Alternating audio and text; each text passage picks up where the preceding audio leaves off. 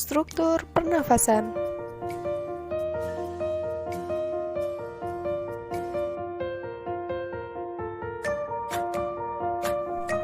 Secara garis besar, organ pada sistem pernafasan manusia tersusun atas hidung, faring, laring, trakea, bronkus, dan paru-paru.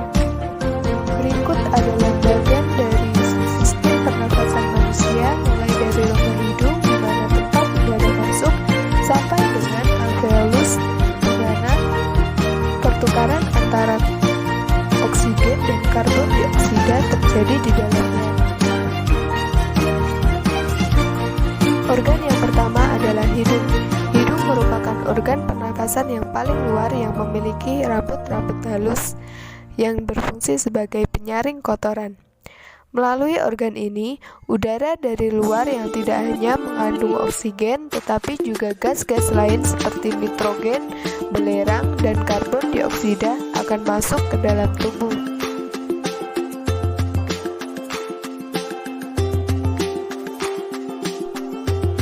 Organ yang kedua adalah faring. Faring adalah hulu kerongkongan yang merupakan pencabangan dua saluran, yaitu antara saluran yang menghubungkan mulut dengan kerongkongan. Faring berperan dalam proses masuknya udara ke dalam pita suara untuk menghasilkan suara. Faring juga menjadikan manusia mungkin untuk bernafas melalui mulut. Faring disebut juga saluran pencernaan atau orofarinx yang berada pada bagian belakang, sedangkan farinx yang berada pada bagian depan atau disebut nasofaring disebut dengan saluran pernapasan. Organ yang ketiga adalah laring. Laring atau kotak suara merupakan organ pada leher mamalia yang melindungi trakea dan terlibat dalam produksi suara. Laring disebut juga kotak suara karena di dalamnya terdapat pita suara. Laring merupakan suatu saluran yang dikelilingi oleh 9 tulang rawan yang salah satunya adalah tulang rawan tiroid. Pada laki-laki dewasa, ini disebut dengan jakun.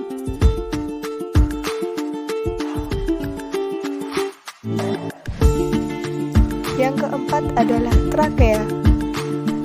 Trakea merupakan tabung memanjang yang memiliki diameter sekitar 20-25 mm dan panjang sekitar 10-16 cm. Trakea tersusun atas 20 tulang rawan berbentuk cincin yang kuat tetapi fleksibel. Trakea tersusun atas cincin-cincin tulang rawan dan selaput lendir yang terdiri atas jaringan epitelium bersilia. Organ yang kelima adalah bronkus.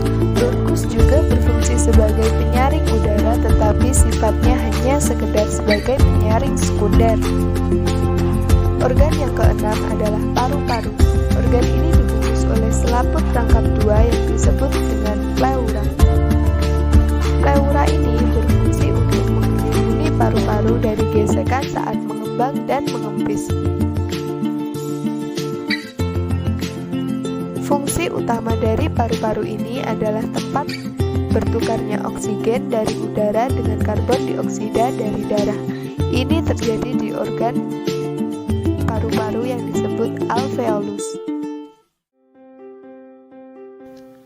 Selanjutnya, sistem pernafasan memiliki fungsi, yaitu yang pertama, membantu mengirimkan oksigen ke sel-sel di seluruh bagian tubuh. Kedua, membantu untuk mencium sesuatu dan berbicara. Ketiga, menjaga tingkat kelembapan tubuh. Keempat, melindungi saluran udara dari benda-benda asing dan zat berbahaya.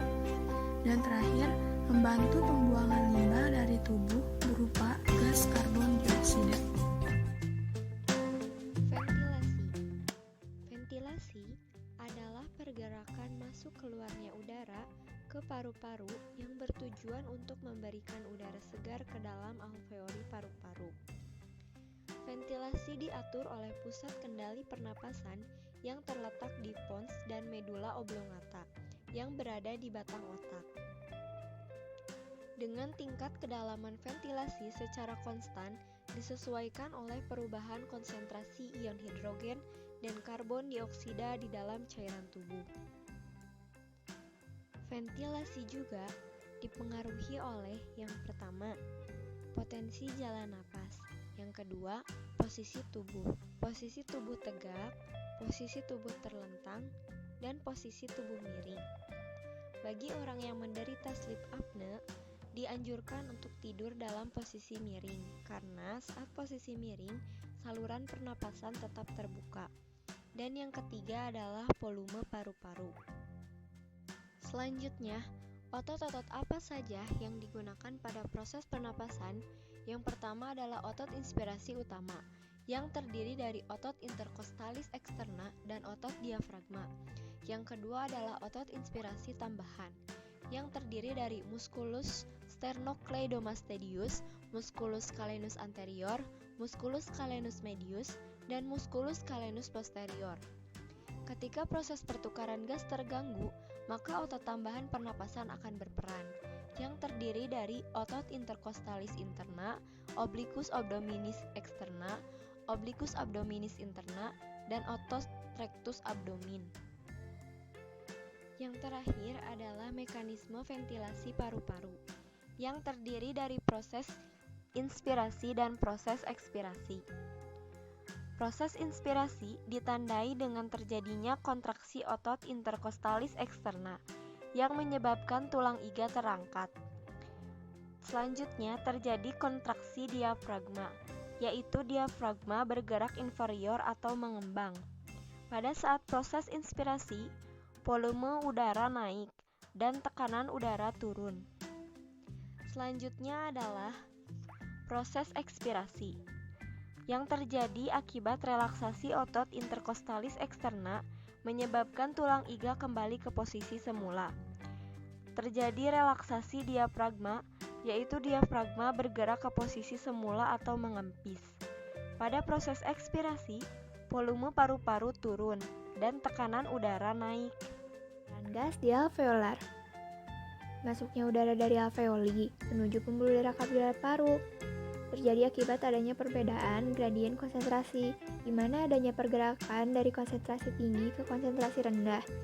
Konsentrasi oksigen di alveoli lebih tinggi dibandingkan konsentrasi di pembuluh darah kapiler, sehingga oksigen mengalir ke pembuluh darah kapiler paru dan karbon dioksida keluar menuju alveoli.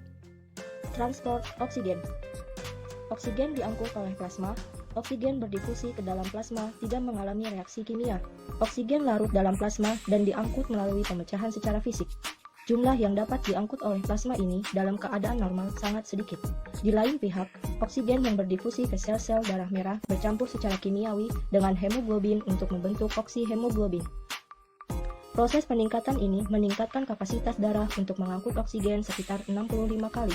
Salah satu fungsi sel darah merah adalah mengangkut oksigen yang kebanyakan tergantung pada globular protein, yaitu hemoglobin. Oksigen diangkut oleh darah ditentukan oleh banyaknya hemoglobin yang ada di dalam sel darah merah. Molekul-molekul hemoglobin terdiri dari 2 pasang rantai polipeptida dan 4 gugus heme, masing-masing mengandung sebuah atom besi. Ada 3 faktor yang mempengaruhi kapasitas darah untuk membawa oksigen, yaitu 1. Jumlah oksigen terlarut dalam plasma. 2. Jumlah hemoglobin. 3. Kecenderungan hemoglobin untuk mengikat oksigen. Namun, jumlah oksigen yang terlarut dalam plasma tidak dapat memenuhi kebutuhan oksigen dalam tubuh, sehingga peranan hemoglobin di eritrosit memegang peranan penting.